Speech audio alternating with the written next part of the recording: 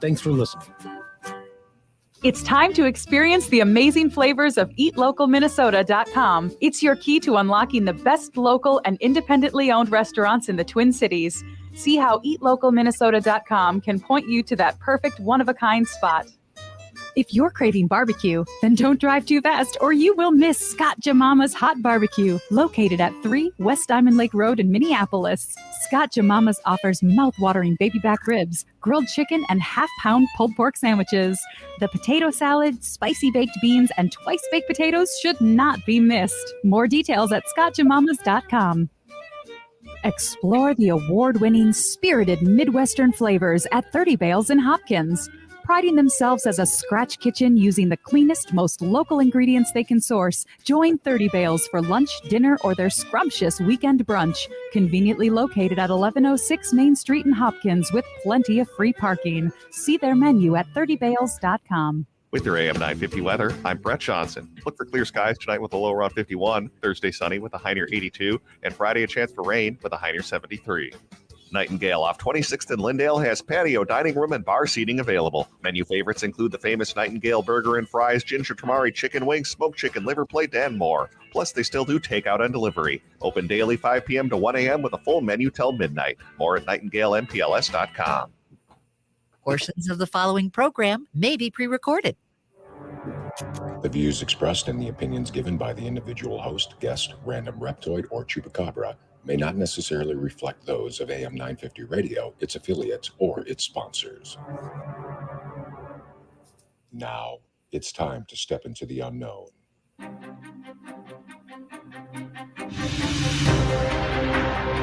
There are things people experience but never talk about. A shadow moving in the corner, flickering of the lights, a disembodied voice.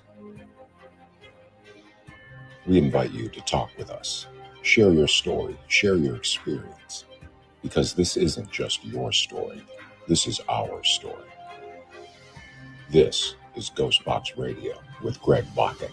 And this is GhostBox Radio on AM 950, where every night we talk about the paranormal, ufology, Bigfoot, and so much more. My name is Greg Bakun, and thank you very much for joining me tonight. Before we get to Robert, the one thing that is this a thing, first of all, that if you have a laptop and it needs to be updated, they tell you it's time to update, we need you to update, and you don't do it right away because maybe you have, perhaps like myself, a couple thousand things open. And yes, I do need every piece of the couple thousand things open because I go back and forth. I mean, we're all people who have a lot of stuff going on, and there's always a need, and I have especially a lot of Word documents open because I'm making notes different places and everything else. And then it kind of forces you to restart, doesn't it? This isn't just my imagination. That I'm pretty sure that Microsoft starts turning off stuff on your computer to force you to restart. An example of this tonight was I was doing a live on another network. I was helping out and stuff, and it wouldn't let me, I use StreamYard. For those who know what StreamYard is, it's a way to do live Facebook streaming. We use it at the station all the time. And I found that when I try to log into it, which is something that I do every day, it wouldn't let me. And there's no reason why it shouldn't have. It didn't let me. Logging in was fine, but having access to my camera, having access to my microphone were disabled. There is no reason for it to be disabled. So while the show has started already, I needed to go and update my computer, which only took a mere 8 minutes to do. And what's even worse, it started updating my BIOS, which I really, I really don't know about that. I don't like that. And I don't like the fact that you have to do these, and in my mind, it feels like that they are kind of twisting your arm when it's like, okay, it's time to do it. Back in the day, we just had like discs or something to update, and now it's getting a little too much, I think, at least. I don't know. I don't know what anyone else thinks here. But it's definitely One of those things that I just really kind of annoys me, but whatever. You know, what doesn't annoy me is the fact that tonight I have Mr. Robert Robinson with me. For those who have listened to this program and my other iterations of this show over the past 5 years, Robert Robinson had been on a number of times talking about cryptozoology, in particular, talking about Bigfoot, talking about his research that he has done, the books that he has written, such as International Legend Trippers. It's fantastic. His wealth of knowledge, everything that he does, and one of the reasons why I enjoy inviting him back, because he's a good person. He's very knowledgeable. He's not going to sugarcoat anything for you. If you have something that you are curious about and it doesn't quite fit in with the research that he has spent many, many years doing, and I'm just very happy to have him on. Robert, welcome to GhostBox Radio. Hey, Greg. Thank you for having me on. Oh gosh, my pleasure. I'm so glad that we were able to get this to work. And you know, I had for poor Robert, I make this art for every program. I mean, it gets detailed, right? Some mistakes can be made, and I put on his art for his show for tonight. What I provided him had yesterday's date on it, so poor Robert thought he missed the program last night, and it's just like I just can't. You know, I'm trying to make you fail or something, Robert. I don't know what happened, but I apologize for that. No problem. So one of the things I wanted to do tonight, and I don't know how well this is going to work. There's some sites out there that have recordings that were taken out in the field of these creatures, these Bigfoot creatures, the Sasquatch, whatever you want to call them. They're different names by different regions, and wanted to play some of these. I mean, gosh, you know, first of all, Robert, once again, how long have you been doing this? Oh God, I've had a lifelong interest in it, but I didn't really get serious until I retired from the military, where I was able to, you know, start doing serious research. Yeah, and the reason why I say this too is because we're going to play some recordings tonight. Hopefully, they come through for everyone to hear. And we're going to talk about it. And, you know, the fact is that Robert's been doing this for a long time, that you're very conscientious of the sounds that these creatures make, right? Yes. And when you're out in the field doing the research, and I hate to use the word Bigfoot hunting, because I feel to me that sounds more aggressive than it needs to. And maybe I'm just being super precious about it.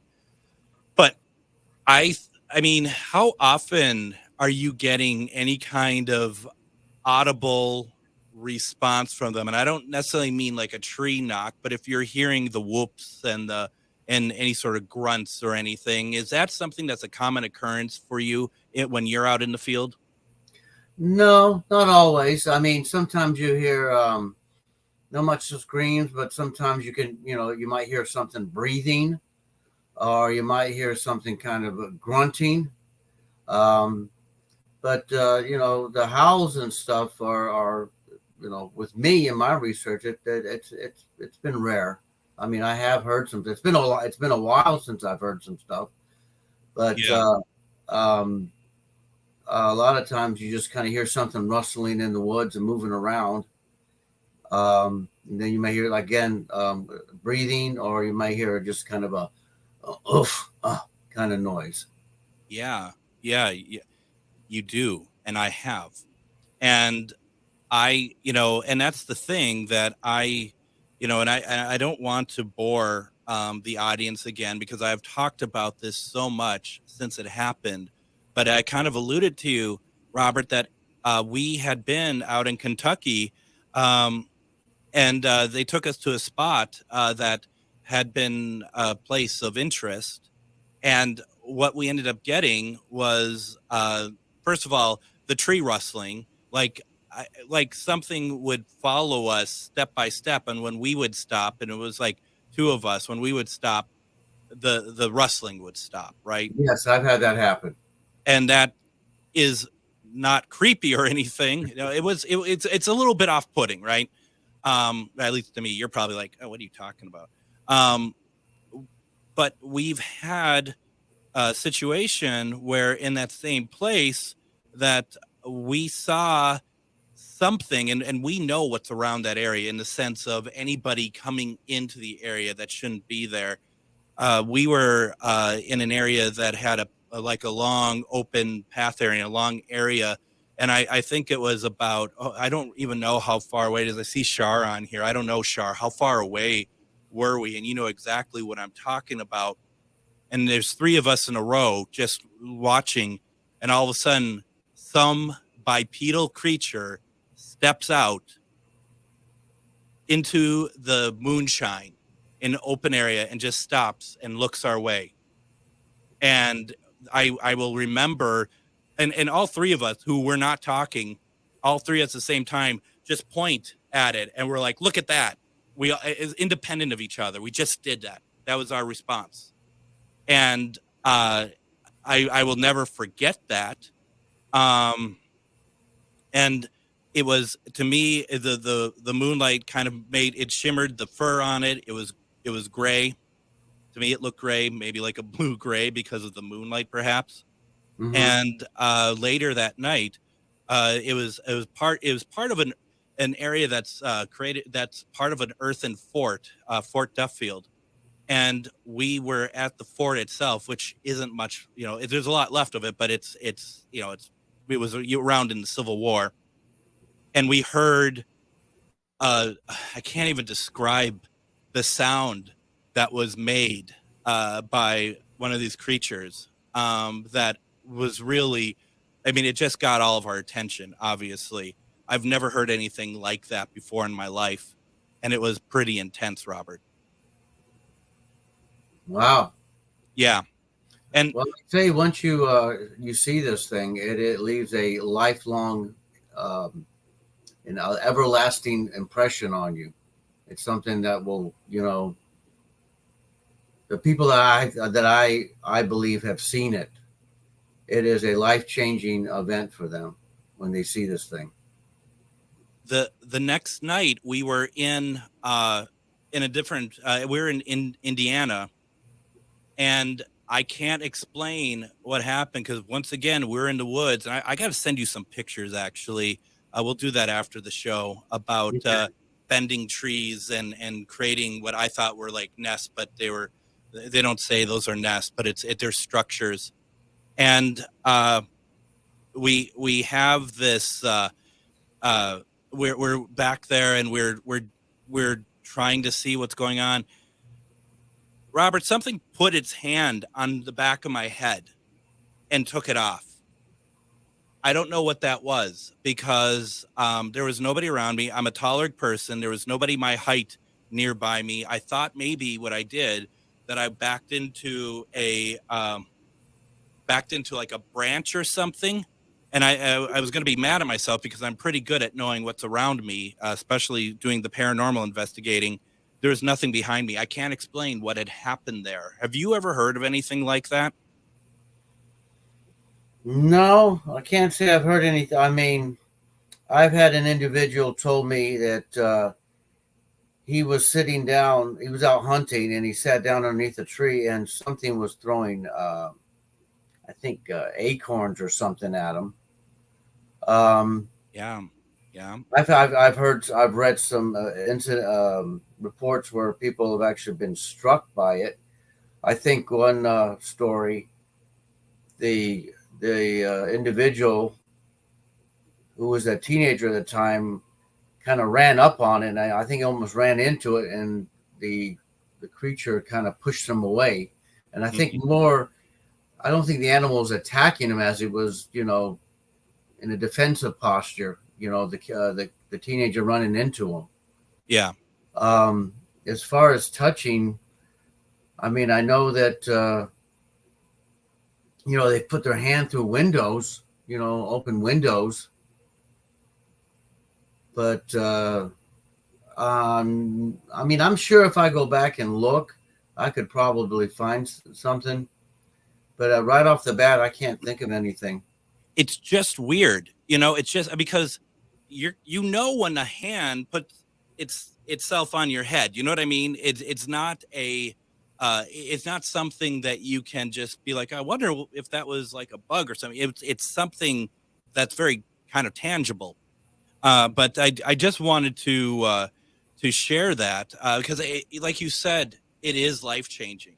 And for these people who are listening to the show, some who listen on a regular basis has heard this story from me more than they probably ever want to count, because it's just been something that we keep bringing up because it's something that we did not expect at all, especially at Fort Duffield. We did not expect it, but it changed everything, the way that we went forward. And they've done events over at Fort Duffield since, and they've gotten some really interesting things in that area as well. I mean, that's just outside of Louisville, Kentucky is West Point, where Fort Duffield is.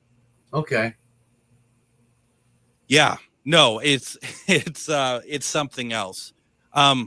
So that's why I wanted to kind of talk with you. And now I am much more, I guess, not in tune, that's not the right word, but more interested perhaps, because there is that now it's kind of, this time it's personal, I guess. I don't know. We were over in Wabasha, Minnesota, which is south and right on the Mississippi River. On the other side is Wisconsin.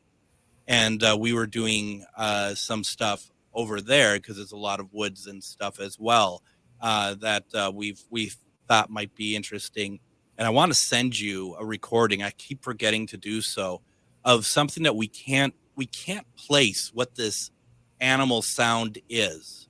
And maybe you might be able to shed light on it. And you might just be like, well, it's a duck or something like that. It might be something really mundane and simple. But we were really surprised by it. And I've been meaning to send it your way to get your thoughts on it, because once again, it was something that we just didn't expect. And we also got some tree knocking over there outside of on the other side of the Mississippi River. Okay. Well. So yeah, and we're going to go to break here in a minute. But Marcy was wondering, in your experience, Robert, are these creatures, are they curious? Yes, especially the younger ones. I mean, most animals are. I always tell people, a lot of people that I take out, when we go out looking for these animals, it's sometimes better just to stay in camp and let them come to you. Because I mean, if you go out walking around, they're gonna leave. They're gonna go hide. Yeah.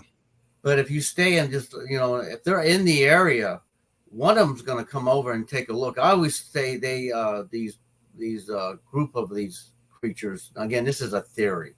Okay. Because, and again, I get this from the whole theory about the gorillas, that they have like a lookout that they put, one will go out there and kind of keep a lookout in case anything comes close to the pod. And I think what happens is when we set up camp out there, if they are in the area, the lookout will kind of come over and see what's going on. Yeah. So curious, absolutely, they're curious. You got the younger ones that have been known to sit around and watch. They've been observed watching kids in playgrounds. They've been observed watching through windows. So yeah, absolutely, they're very curious. So I want to do this. I want to go ahead and take our first break. And what we can do here, there's some comments in the comment section about gifting stumps. We want to talk about that. We got some recordings that we want to play for Robert, get his thoughts on them. We're going to have a great conversation. Put your questions in the comment section. You're listening to GhostBox Radio on AM 950. If you own a holistic or metaphysical business and are looking to expand, then you need to be listed on metamorphosisconnections.com. It's a network where you can grow with like-minded practitioners and reach new clients.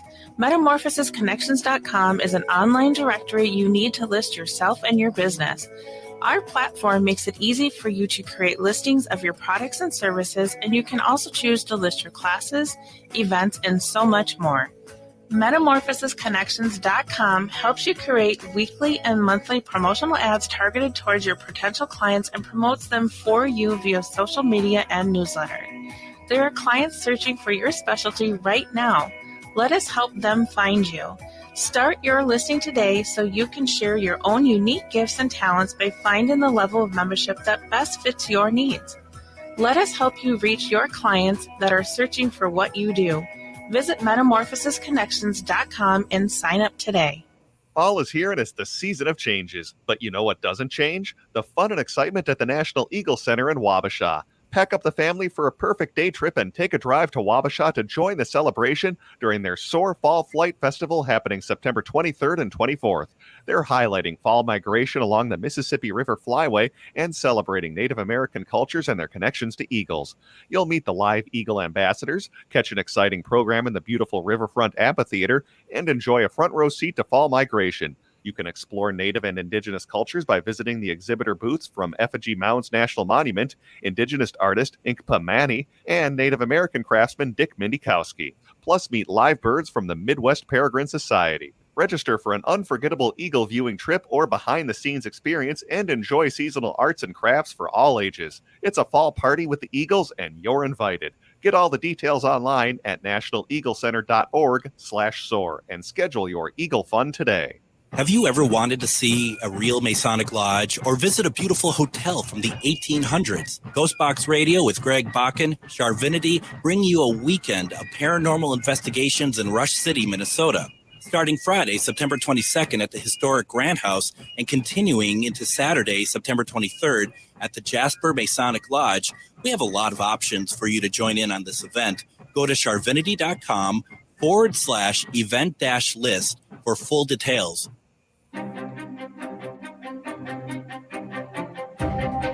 And I have some exciting news. First of all, I've been to that National Eagle Center in Wabasha, Minnesota. It's funny that we're just talking about Wabasha and it comes up in the break. If you have a chance to go to Wabasha, Minnesota and check out the National Eagle Center, it is well worth it. I have been there a couple times. It's beautiful. It's a beautiful building, and they have some incredible birds there. So please definitely go check that out. I also want to let people know that this Friday, GhostBox Radio is live from CryptiCon, Minnesota. That's going to be held over at the Crown Plaza in Plymouth. You go to CryptiConMinneapolis.com. You can go there. You can find out which celebrities are going to be there. I'll tell you some of them. Dee Wallace is going to be there. You might remember Dee from E.T. She was also in The Howling, the Cujo. I mean, that's pretty cool. I'm excited about that. Danny Pinaturo. Wasn't Danny in Who's the Boss? He was also in Cujo. That's pretty cool. But you know who I'm really excited about seeing there? Clint Howard. Does that name sound familiar? First of all, it's Ron Howard's brother. Clint Howard was that, I mean, amongst many things. He's in a lot of things. I remember seeing in an episode of Odd Couple. But he was also in an episode of Star Trek. He was the little child that had the man voice, and he is bald. Anyone remember that? It's fantastic. I wonder if I could talk to him. We're doing Casual Friday from CryptiCon this Friday. So if you have a chance, and who knows who's going to stop by. I know Jim Seuss is going to stop by, and he is one of the people that worked at CryptiCon. We're just going to have a great conversation. It's going to be a lot of fun. So if you're going to CryptiCon, and I think you should, there's tickets still available. Go to CryptiConMinneapolis.com to find out what works for you. I'm going to be out there all weekend. I have a panel. I'm doing my presentation, playing Spirit Box recordings on Saturday at 3 p.m. And then at, I think, noon on Sunday, I'm on a panel with some other people talking about the Palmer House. So it's going to be a fantastic event. A good weekend. I'll be out there all weekend. Hopefully can run into some people out there and say hi. We are talking about the sounds Bigfoot makes, and you might be like, well, we haven't talked about any sounds Bigfoot made yet. And, you know, honestly, Robert, I'm not quite sure how we're going to do this in the sense of, I you're going to play these, and I don't know if it's just like, does that sound right to you? And you're going to be like, yeah or no. I mean, but I think that they're interesting. I think they're interesting to just listen to, if that works for you. It's fine. Yeah. All right. He's just like, why am I here tonight? And it's a fair question. Now, there's a couple more things that have come through. Robert, when you go out and do your research in the field, do you create a gifting stump? No, I haven't done that. I know what you're talking about and stuff, and I know people that have done that with their house. They've left stuff out in their house and stuff, but I do know some investigators that have done that. I haven't done that. We did it in Indiana, and we like Zanzi did. We didn't put out the chocolate or anything. We did have some stuff out there, but what we did have out there was a granola bar. It was still wrapped. And like she said, she had feathers and fancy rocks. We had marbles that were kind of balancing on the stump itself. And we went away for a couple hours. Now, earlier that evening, we were in a picnic area. It's just like you said, we only had, we didn't really travel far from the campsite. We went into the woods a little bit, but we kind of stuck to the campsite. And we had some Funyuns, a bag of Funyuns at a picnic table, and some raccoons came up and they took it and they ripped it apart, just like what you expect raccoons to do.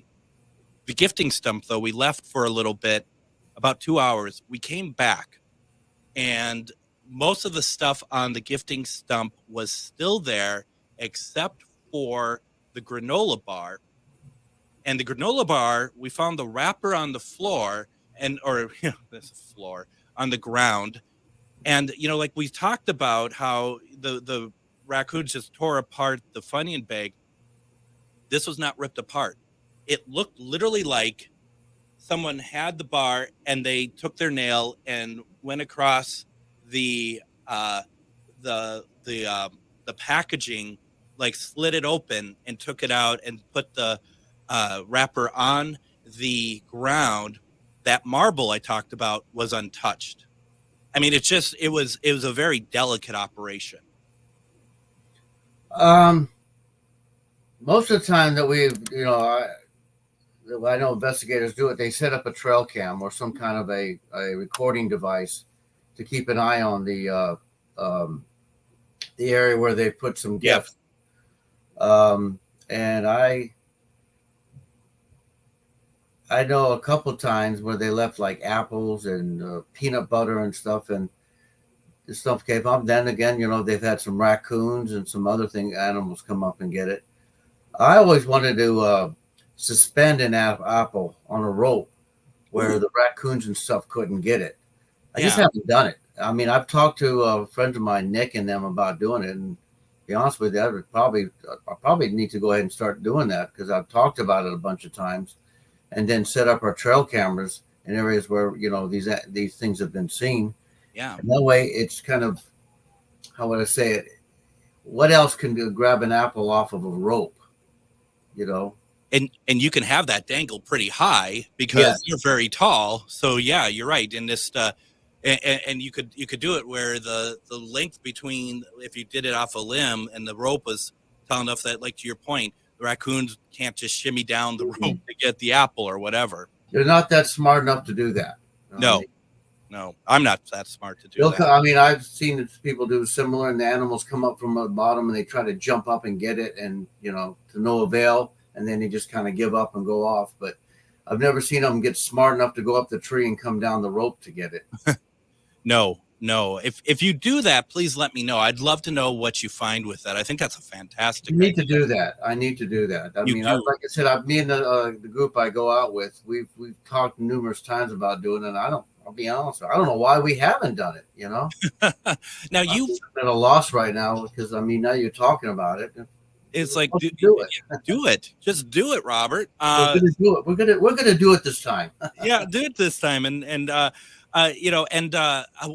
often do you go out into the field? Well, I haven't been in a long time, and because the weather down here in Florida has been extremely, extremely hot. Mhm. And I have, I'll be honest with you, I have taken a step back a little from it to focus on my wife, because my wife has Parkinson's. Yeah. And she has been doing this furniture stuff, and I decided I wanted to help her, push, because she's been supporting me for a long time, and I just want to take a step back and support her. Yeah. She does enjoy camping. She does enjoy going out there. She's a fantastic photographer.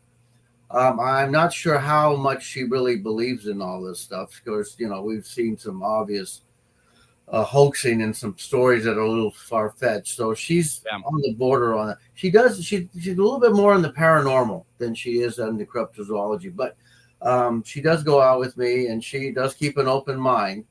But she, if she doesn't think somebody's being truthful and stuff, she will call them out.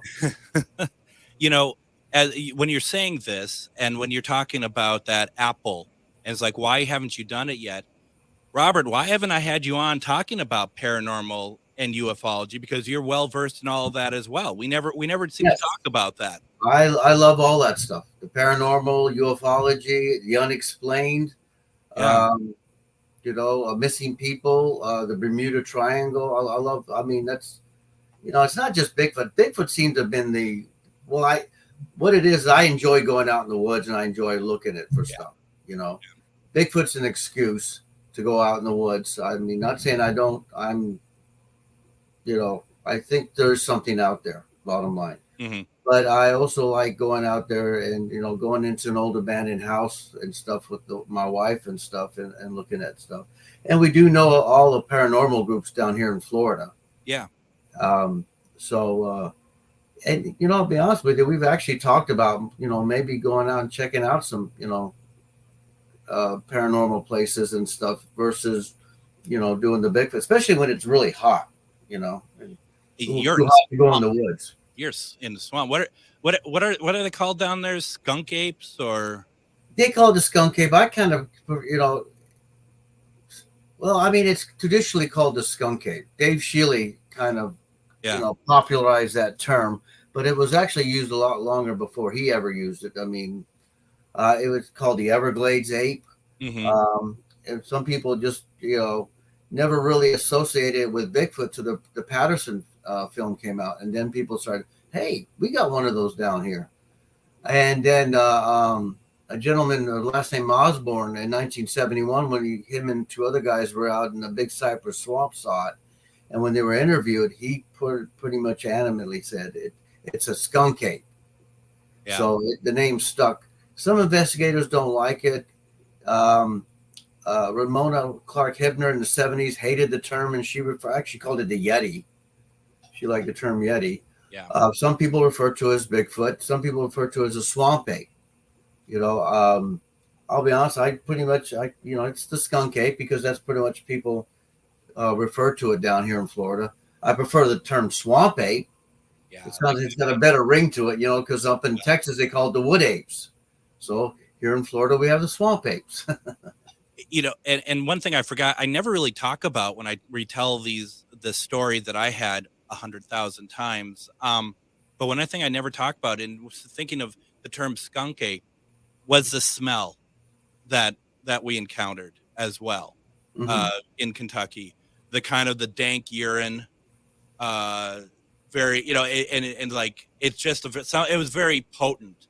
Even when we didn't see that creature, it was like all of a sudden it was just around us, that odor that it just kind of raised our alarm of like, okay, what is going on here? Believe it or not, this animal, and I'm not just talking the Florida one, there's reports of an animal, the Sasquatch, over in California, Oregon, and it's been known to give off a smell too. People have known a very pungent smell. The Honey Island swamp monster, the Falk monster, again, people have noticed this pungent smell. It's a big hairy animal going through this woods, and there's different theories. I mean, I have talked to people that have seen it and didn't smell it. I've talked to people that have smelt it and didn't see it. And I've seen, last one, of course, people have seen it and smelled it. So it's kind of, it's well, it could be anything. Been known to give off a pungent smell. Now, what is the name of that site? Because Marcy's asking the question. She's like, I've heard that there's Bigfoots in Sierra National Park. Has anyone investigated there? My guess is that if someone knows that there is a creature, they've investigated it. And there is a website that you have talked about before that kind of tracks where people have seen sightings of these creatures. Well, the best one is Matt Moneymaker's site, the BRFO. He has a very, very comprehensive and probably the best one database out there of sightings, not only in the United States, but all over the world too. Right. And he does have a team of investigators that goes out and when a report comes in, and they'll go take a look at, unfortunately, some of the reports that come in, the person, is telling a report of something he saw like 10 years ago. Yeah. So that's kind of hard to investigate it. But, like I said, the BRFO is probably, in my opinion, one of the better sites out there when it comes to, doing research and looking. Because I tell people, when you're going out to an area, go to the BRFO, see if there's been any activity in the area that you're going before you go out there. Do you feel that it's, and we're going to get to some sounds here in a second, but do you feel that it is, if you're looking and you don't see a report of a sighting, do you feel that it's maybe not a place that you should go and look, or do you think that that's more of like a kind of a lost opportunity and that you should go and check it out? Me, I only go to where I've been told or read where there's been some activity, because there's a reason why the animal's out there. Now, you can find an area close by where this, there may been some sightings, and you look over and say, well, look at this wooded area over here. Maybe it's, gone over there. I have done that. I've actually looked over at this area and say, well, look, there's a creek going through here. I wonder if this animal is traveling the creek. It was seen going in this direction. And so let's go see if it actually, let's see if we can head it off at the pass and see if it actually comes down in this area, So, absolutely. I mean, you got to kind of do a little bit of detective work, or kind of trying to think where you anticipate it, the next sighting might be. Or which is the fun part, right? I mean, that's that's the best part. We're going to need to head to break here in a second, but I want to play a roar, and these are from woodape.org. Just as I think that this, I mean, I'm sure there's other sites, maybe they're better sites. I do not know. If you know of good sites out there, folks, let me know. But I looked, and these are well documented sites. There's a lot of information about these audio recordings. This recording from 2017 is actually of two individuals and was recorded not long after the team had loudly broadcasted playbacks of great ape vocalizations. The roars may well have been intended to defend territory throughout intimidation. Robert, I'm going to play this clip right now. Hopefully y'all can hear it.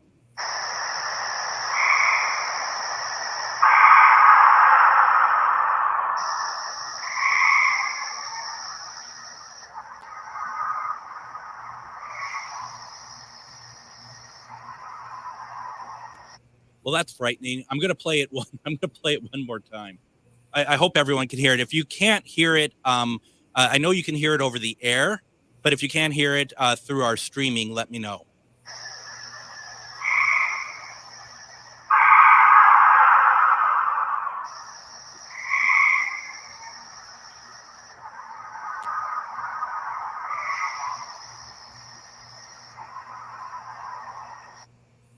So what do you think of that, Robert?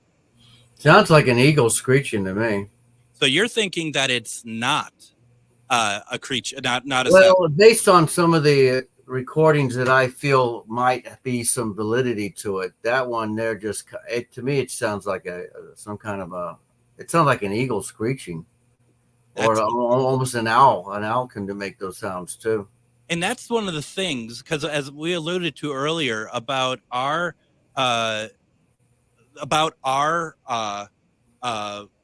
sound that we weren't sure of, that's what I think we're kind of worried about, is you coming back and being like it's a bunny or something like that, So, and I think that's good to know, though. We need to know that.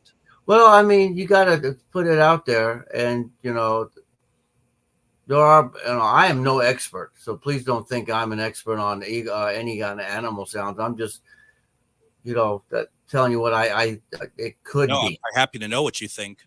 Yeah. And it's funny that you think it's an eagle, and we just played that commercial for the National Eagle Center. I don't know. Maybe this is all just one big marketing ploy. I don't know anymore. It's not. It really isn't. Well, okay. Let's do this. We're running late on break here. Let's go ahead, take our second break. We're going to play more of these so that Robert can tell us it's not Sasquatch at all, which is actually what I want to know. Let me know what you all think in the comments. Any questions or anything? You're listening to GhostBox Radio on AM 950. Have you ever wanted to see a real Masonic lodge or visit a beautiful hotel from the 1800s? GhostBox Radio with Greg Bakun, Charvinity, bring you a weekend of paranormal investigations in Rush City, Minnesota. Starting Friday, September 22nd at the historic Grand House and continuing into Saturday, September 23rd at the Jasper Masonic Lodge, we have a lot of options for you to join in on this event. Go to charvinity.com/event-list for full details. Hi, this is Todd from 30 Bales on Main Street in Hopkins. My co-founder Tom and I developed our restaurant to celebrate everything Midwestern cuisine has to offer. Our upbeat neighborhood gathering place brings together bright personalities, bold recipes, clean ingredients, and craft spirits that play with the unique flavors of the Midwest. The menu at 30 Bales is inspired by seasonal ingredients grown close to home.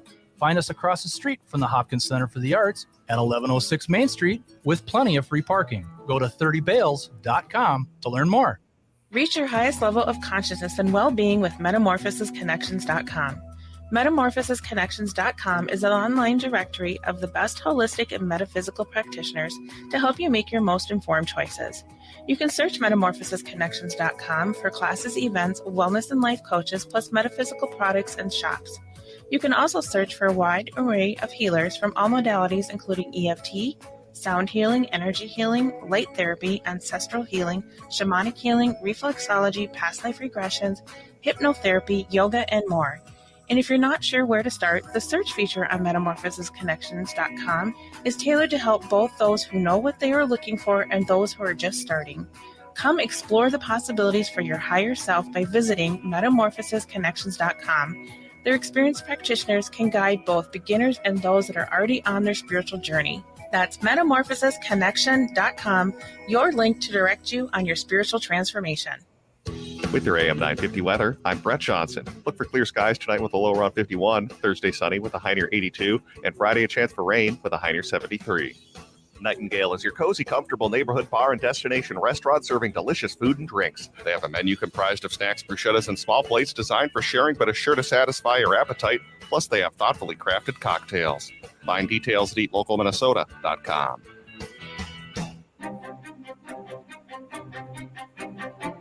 And tomorrow on GhostBox Radio with Greg Bakun, Adam is going to be hosting the show tomorrow. I'm going to be off doing something else, so I'm really excited for Adam to take on the program tomorrow. We're going to have on evidential medium Jennifer Lee. She's going to do one-question readings.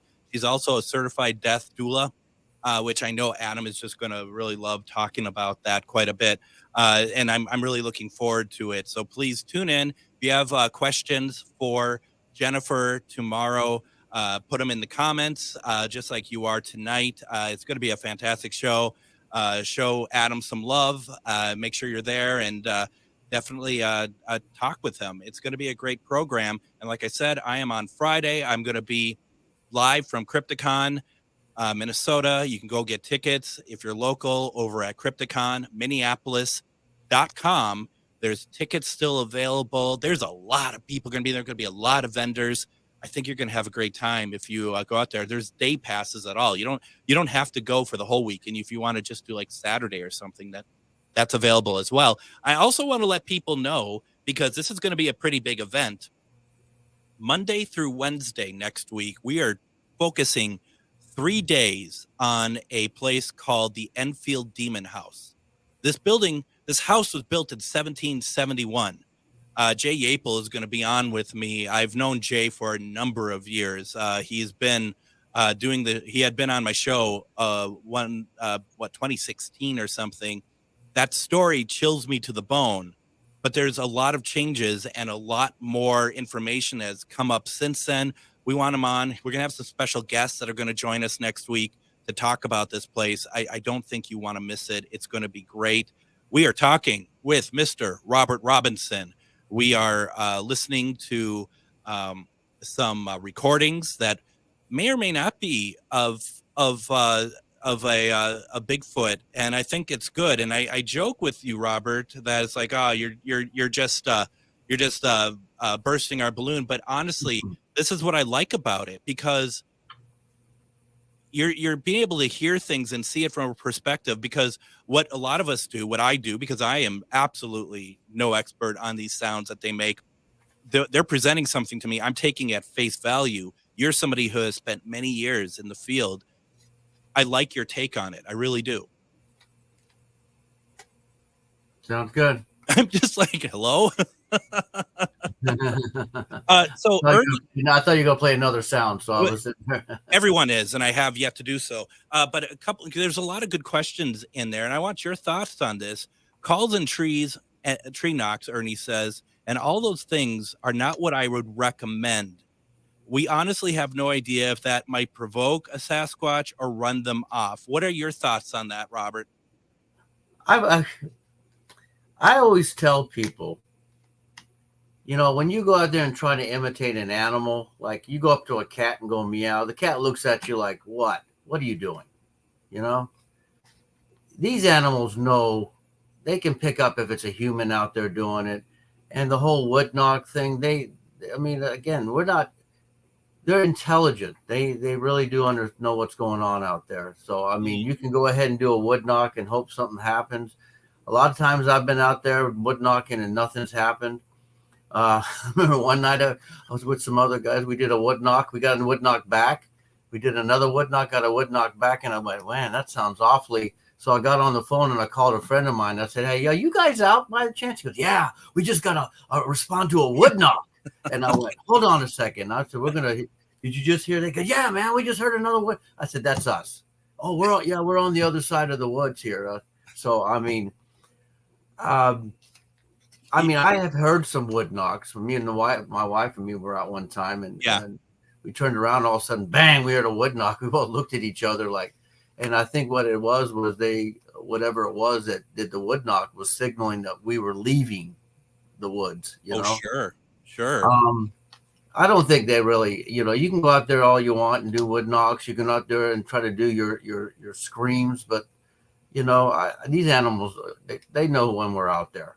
They know that's a human doing that, and they know it's a human doing the wood knocks and stuff. But I'm not gonna lie and say I don't do the screams, because I can't do anywhere close to doing those on there. I do play some of the sounds that I've heard on. I have them on my phone that I was just gonna ask. I'll get one of those little Bluetooth speakers and hang it up and play it like the Sierra sounds. I like playing those ones. Yeah. Well, and when I was in Wabasha, we did the same thing. We played some of those, and that's when we started to get some what we thought were responses. Now, and I say that once again as this is what we think it is. I don't know, but that's what we think. Why don't we play something here now? This from this site once again. I'm on woodape.org. It's a Sasquatch dating site. No, okay. But it's woodape.org. And what they're telling us we're listening to is the roar of one of these creatures, which might be an eagle again. And I say that it's very interesting. Also a gorilla and a puma. So you're going to hear three of them. And as a comparison.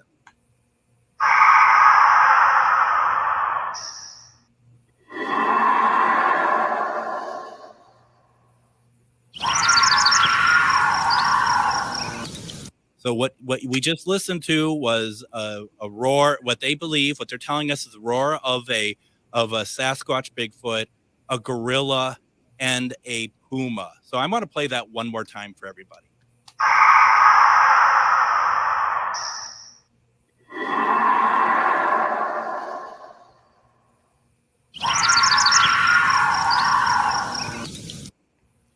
Now, that probably was the same eagle then again, probably, right?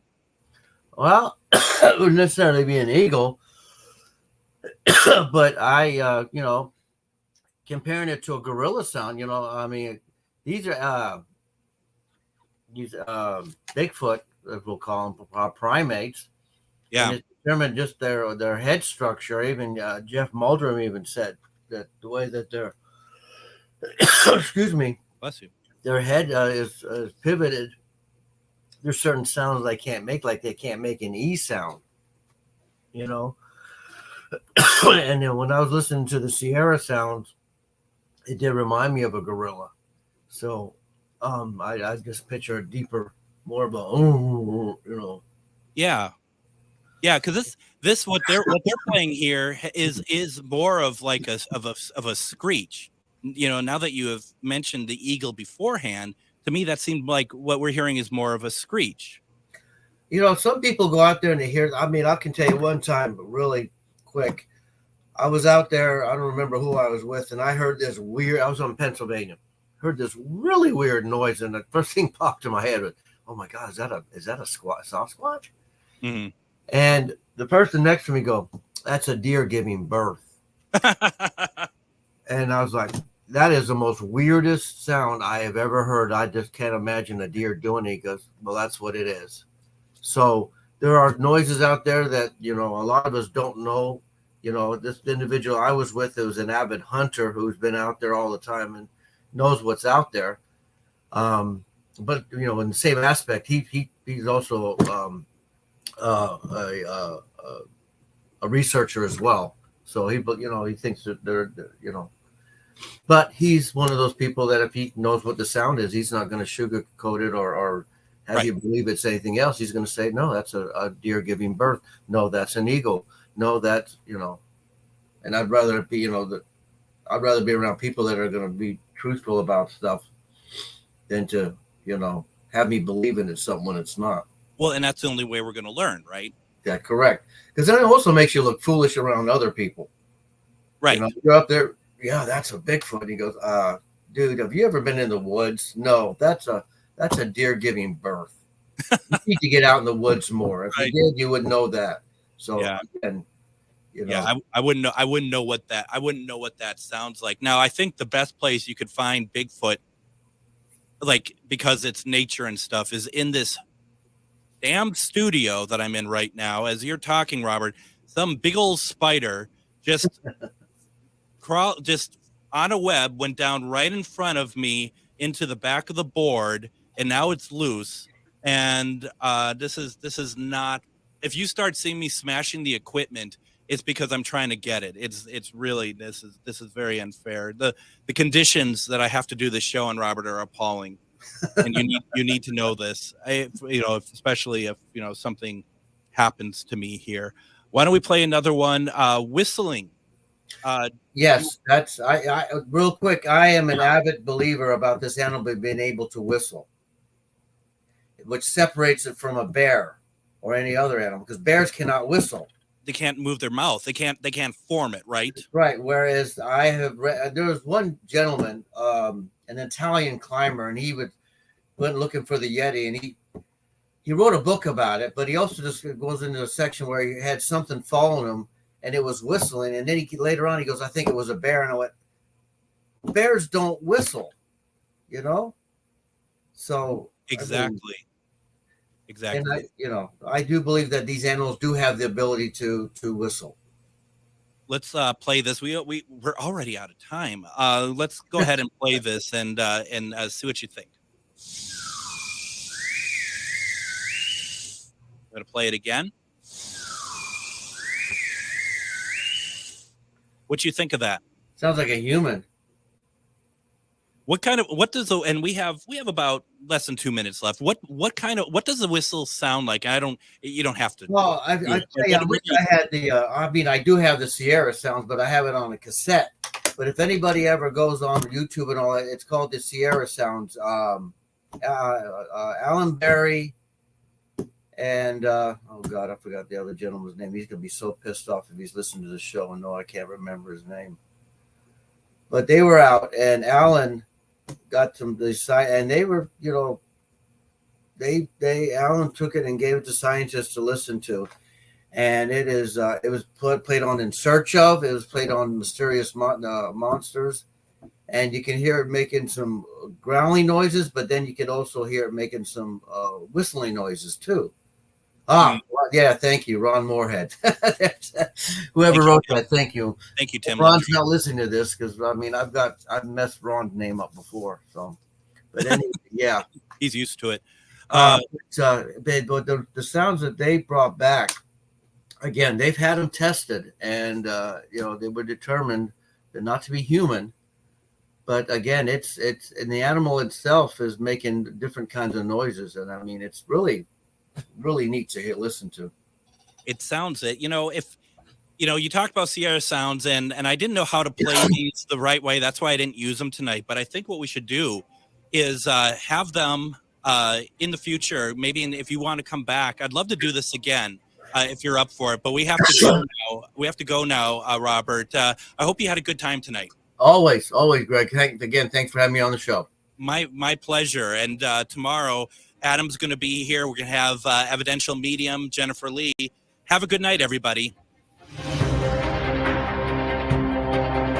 Standing Up to the Hatriots, the David Pakman Show, weekdays at 2 p.m. on AM 950 KTN.